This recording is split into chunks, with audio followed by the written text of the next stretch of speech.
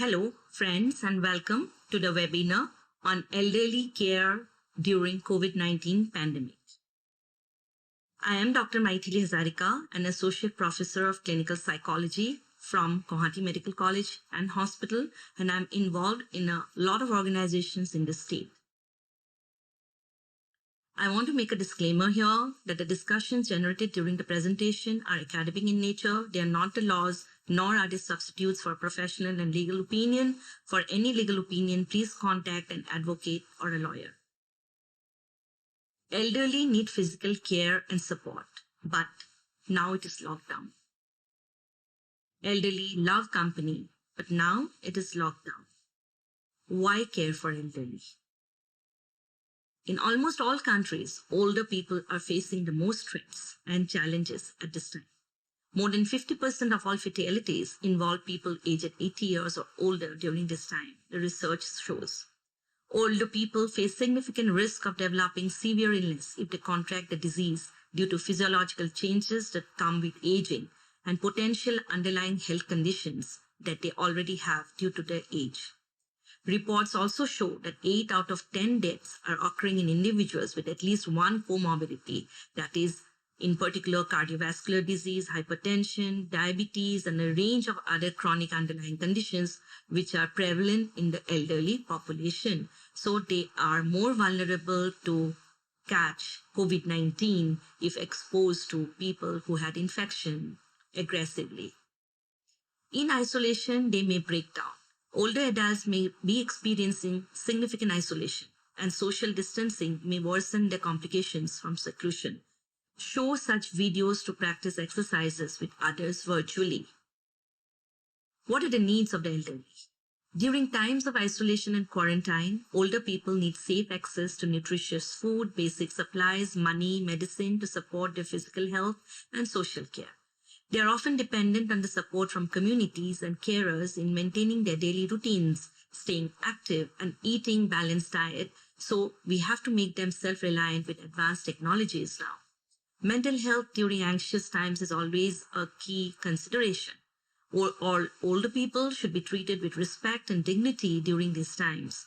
Finding ways to stay socially connected is even more important for this age group, so many do not have access to digital platforms, so what to do with them is something very crucial to understand.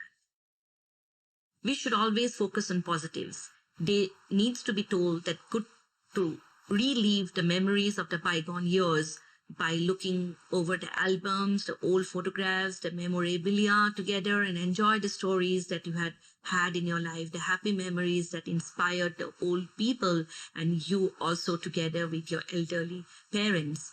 Give reinforcement to them to keep the distance for their own safety. Give them proper knowledge.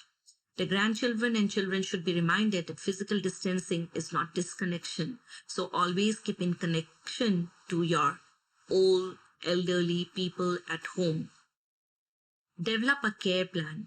A care plan summarizes elderly's health conditions, medications, healthcare providers, emergency contacts, and end-of-life care options, like, for example, providing advance directives by the elderly people. So you need to tell them about all these, that they have to make a will, they have to make certain kind of conditions, who is going to take care of them if they fall physically on the bed and they're bedridden, who's going to take them to the doctor, who's going to take care of their finances. So they give advance directives for somebody who is reliable and they are confident on. The elderly should be advised about maintaining this complete care plan in consultation maybe with the family doctor or anybody who the elderly finds comfortable or can rely. Dr. Hans Harry, the WHO Regional Director for Europe, remarks, supporting and protecting older people living alone in the community is everyone's business. It is not about that another person's family has an old person and we know that that person is lonely and the family is not around. We should not think that is not our business. We should pull up our sleeves, go ask or telephone that person if he needs something, if anything is his requirement, or we need to do some kind of help or support them in certain ways. So we need to be supportive socially. This is our social responsibility. It is not about that person is not our family member, so we should not take care of them. That should not be the mental set. Elderly population, for them, the physical safety is very important. So they need to take help of neighbors and authorize some community volunteers. So somebody has to take the initiative if a person is lonely at home and no one is around them.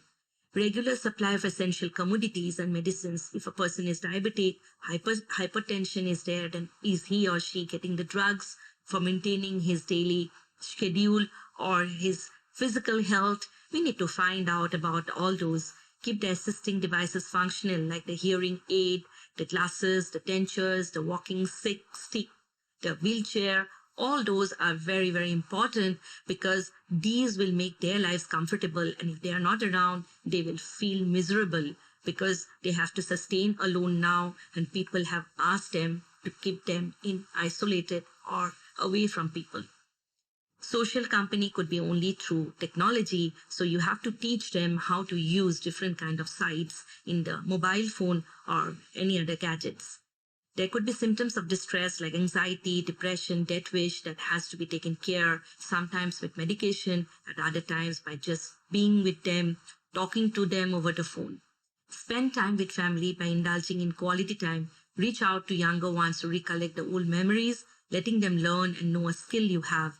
The elderly can also be taught certain skills, like now online is coming up, so they need to know what are the different apps, how to handle the internet, probably in the mobile phone apps.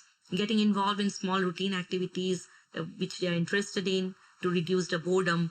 Spend time in recreational activities like doing some puzzles, board games, cards, chess, reading, listening to music. This could be done. And listening to old music where they can connect or relate to. Connect to loved ones every day through video call, phone call, expressing your concern, keeping your stress at bay. To elderly, you should not speak about your stress and anxiety too much because they will not be able to handle them. As it is, they are lonely, they are bored, they are less stimulated. So do not pressurize them with your own problems. Make time for physical exercise, some kind of yoga, some kind of indoor walk, meditation, simple stretching exercises, which I'm going to show in this probably video or in one of my webinars, that there are certain yoga postures or yoga asanas that you can do at home by the elderly people also and by the adults as well as by the children. Cut down listening to news. Seek information from reliable sources. In case of doubt, ask close ones for reliability of information. That is very, very important for the elderly because they are always in front of the TV and doing passive listening to the news. So they should be told which channels they should watch because otherwise they'll become very panicky all alone and will be very fearful about the transmission of the disease and the death of the elderly population in and around the world. Identify a support system to help buy the groceries, medicines, and other essentials. They may not be able to go out to buy them. So identify somebody. Anybody can take the task of the elderly population. It need not be only the family members. You can appoint somebody to take help. And also you can appoint or yourself do something for the elderly if you know that person requires all these different kind of items.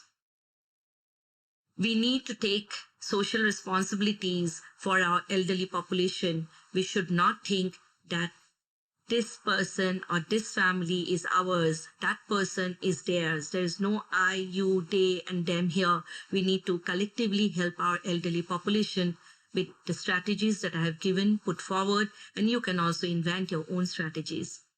Thank you very much. Stay healthy and stay safe.